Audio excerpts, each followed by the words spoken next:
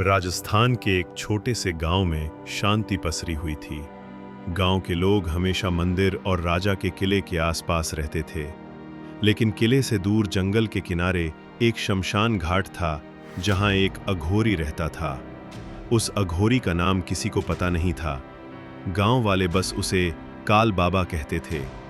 लोग कहते थे कि वो आत्माओं से बात करता है और जिसने भी उसके पास जाने की हिम्मत की, वो कभी पहले जैसा वापस नहीं लौटा। राजा की इकलौती बेटी मीरा बेहद जिज्ञासु स्वभाव की थी। सुंदरता के साथ साथ उसमें हिम्मत भी थी। एक रात जब पूरा गांव सो रहा था, मीरा चुपके से किले की दीवार फांदकर बाहर निकली। उसने सुना था कि अघोरी हर अमावस्या की रात शमशान में अजीब मंत्र पढ़ता है। मीरा ने तय किया कि वो ये राज अपनी आंखों से देखेगी। रात गहरी थी, जंगल में चारों ओर सिर्फ उल्लुओं की आवाजें थीं। मीरा कांपते हुए शमशान की ओर बढ़ी। जैसे ही वो पहुंची, उसने देखा अघोरी राख से लिपटा बैठा है। उसके चारों ओर खोपड़ियां रखी थी और हाथ में जलती हुई मशाल। अचानक अघोरी ने अपना सिर उठाया और मीरा की ओर देखा। उसकी आंखें लाल लाल जलती हुई अंगारों जैसी थीं। वो हंसा और बोला, राजकुमारी मीरा, आखिरकार तू आ ही गई। मैं तेरी इंतजार कर रहा था। मीरा अघोरी की बात सुनकर चौंक गई। तुम मेरा इंतजार कर रहे थे, लेकिन कैसे जानते हो मेरा नाम? अघोरी मुस्कुराया। उसके चेहरे की झुर्रियां और राख से भरा शरीर मानो कोई इंसान नहीं बल्कि भूत सा प्राणी हो। उसने धीमी आवाज में कहा, तेरे पैदा होने से पहले ही तेरी किस्मत लिख दी गई थी राजकुमारी। तू कोई साधारण लड़की नहीं। तेरे अंदर एक ऐसा राज है जिसे अगर खोल दिया जाए तो पूरा राज्य हिल जाएगा। मीरा का गला सूख गया। कौन सा राज? अघोरी ने जमीन पर राख से एक गोल घेरा बनाया और उसके बीच में खोपड़ी रख दी। फिर बोला, इस खोपड़ी में तेरे वंश का सच छुपा है। तेरे पिता, जो खुद को राजा कहते हैं, असल में उन्होंने जो पाप किया है उसकी सजा अब तू भुगतेगी। मीरा गुस्से में बोली, मेरे पिता महान राजा हैं, वो पापी नहीं। अघोरी हंस पड़ा। उसकी हंसी इतनी डरावनी थी कि रात की हवा भी थम गई। सच को तू कितनी भी नकार ले, लेकिन अमावस्या की ये रात सब उजागर कर देगी। तेरे पिता ने सालों पहले एक अघोरी का वध किया था। मीरा के पैरों तले जमीन खिसक गई। उसने कांपते हुए पूछा, क्यों? और उस अघोरी का मुझसे क्या लेना देना? अघोरी ने उसकी आंखों में झांकते हुए कहा, क्योंकि वो अघोरी मेरा गुरु था और तेरे जन्म के साथ ही उसकी आत्मा तेरे भीतर बांध दी गई है। मीरा सन्न रह गई। उसके चारों ओर हवा और भी ठंडी हो गई, जैसे कोई अदृश्य शक्ति उसके पास खड़ी हो। मीरा की सांसें तेज हो गईं, उसके हाथ कांप रहे थे। ये झूठ है, उसने चिल्लाकर कहा। अघोरी ने अपनी आंखें बंद कीं और मंत्र बुदबुदाने लगा। शमशान की आग तेज भड़क उठी। चारों तरफ से सन्नाटा गायब हो गया, जैसे हर आत्मा अचानक जाग उठी हो। अचानक मीरा के कानों में एक औरत की आवाज गूंजी, मीरा, मैं हूं, मैं तुझ में बसी हूं। मीरा के शरीर में सिहरन दौड़ गई। उसने डरते हुए पूछा, कौन कौन है वहां? आवाज फिर आई, मैं वही हूं जिसे तेरे पिता ने धोखा दिया। तेरे जन्म के दिन उन्होंने मुझे शापित कर इस शरीर में बांध दिया। मीरा चीख पड़ी। वो अपने सिर को पकड़कर घुट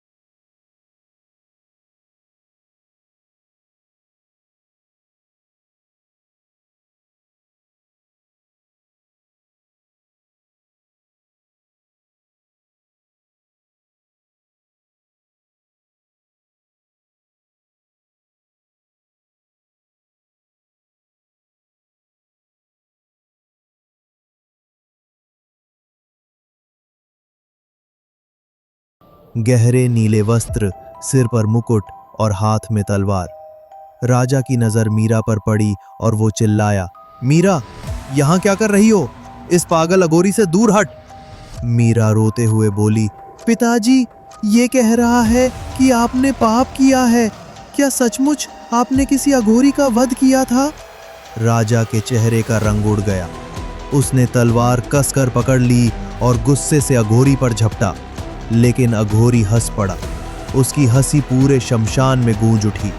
उसने अपनी जपमाला जमीन पर पटकी और अचानक चारों ओर से आग का घेरा बन गया। सैनिक घबरा गए, उनकी मशालें बुझने लगीं। अघोरी ने मंत्र पढ़ा और राख का तूफान उठ खड़ा हुआ। राजा चीख कर बोला, मीरा, मेरी बात मत सुनना, ये तुझे बहका रहा है। लेकिन तभी अघोरी गर्जा, बहका रहा हूं या सच दिखा रहा हूं? तेरा राजा कोई महान शासक नहीं बल्कि हत्यारा है। उसने मेरे गुरु का वध किया और उसकी पत्नी की आत्मा को अपनी बेटी मीरा के भीतर बांध दिया। मीरा की आंखें फटी रह गईं। उसने कांपते हुए राजा से पूछा, पिताजी, क्या ये सच? राजा ने कुछ नहीं कहा, बस उसकी आंखें झुक गईं और यही चुप्पी मीरा के लिए सबसे बड़ा जवाब थी। मीरा के पैर कांपने लगे। उसके पिता की चुप्पी उसकी दुनिया हिला गई। तो ये सच है? मीरा की आंखों से आंसू बह निकले। आपने किसी निर्दोष का खून किया? राजा ने गहरी सांस ली, फिर बोला, मीरा, मैं निर्दोष नहीं था, पर मेरी मजबूरी थी। तेरे जन्म से पहले वो अघोरी और उसका गुरु राजमहल की सत्ता पर कब्जा करना चाहते थे। उन्होंने काले मंत्रों से राज्य को गुलाम बनाने की योजना बनाई थी। मुझे उन्हें रोकना पड़ा और मैंने खून किया। अघोरी ने ठहाका लगाया, झूठ, सत्ता नहीं, अमरत्व चाहिए था मेरे गुरु को और तूने उसे धोखा दिया। उसकी पत्नी को श्राप देकर अपनी बेटी में कैद कर दिया। ये तेरी सबसे बड़ी गलती थी राजा। मीरा का दिल टूट चुका था। वो चिल्लाई, क्यों पिताजी, क्यों मुझे इस शाप से बांध दिया? मैंने क्या गुनाह किया था? राजा ने सिर झुका लिया, क्योंकि वही एक रास्ता था। अगर मैं आत्मा को तेरे अंदर न बांधता तो वो पूरे राज्य को नष्ट कर देती। मीरा, मैंने अपने राज्य को बचाने के लिए तेरी बलि दी। मीरा के अंदर कैद आत्मा हंस पड़ी। उसकी हंसी इतनी डरावनी थी कि सैनिक पीछे हट गए। मीरा की आंखें लाल हो गईं। उसकी आवाज अचानक बदल गई। अब समय आ गया है बदला लेने का। मीरा का शरीर कांपने लगा।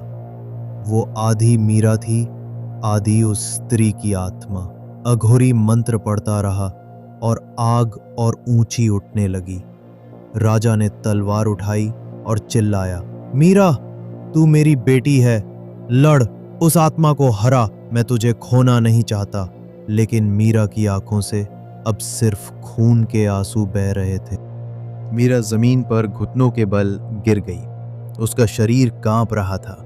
कभी उसकी आंखों में मीरा की मासूमियत झलकती तो कभी उस शापित आत्मा का क्रोध। अघोरी गरज उठा, राजकुमारी, आत्मा को अपनाओ। तेरे पिता ने तुझसे धोखा किया है, अब तू ही उसकी सजा दे सकती है। राजा ने तलवार जमीन पर फेंक दी और आगे बढ़कर बोला, मीरा, अगर मुझे मार कर तू आजाद हो सकती है तो आ, यही कर ले।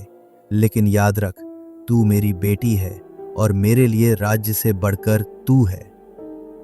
मीरा की आंखों में आंसू तैर गए। उसके भीतर दो आवाजें टकरा रही थीं। एक उसकी माँ जैसी कोमल आवाज, मीरा, अपने पिता पर विश्वास मत खोना, और दूसरी गहरी और कड़वी, नहीं, ये तेरे शत्रु है, इन्हीं ने तुझे शापित किया है। खून का बदला खून से ही पूरा होगा। मीरा ने चीख मारकर अपने सिर को पकड़ लिया। अघोरी ने मंत्र और तेज कर दिए। शमशान की चिताएं अपने आप जलने लगी। हवा में राख घूम रही थी। सैनिक डर से भागने लगे। पूरा जंगल हिल रहा था। राजा ने आगे बढ़कर मीरा को गले लगा लिया। मीरा, अगर तुझे मुझे मारना है तो कर ले, पर मैं तुझे कभी अकेला नहीं छोड़ूंगा। मीरा का शरीर कांपा। उसकी आंखें पल भर को साफ हो गईं। क्या आप चाहेंगे कि मैं इसको आगे सीजन 2 जैसा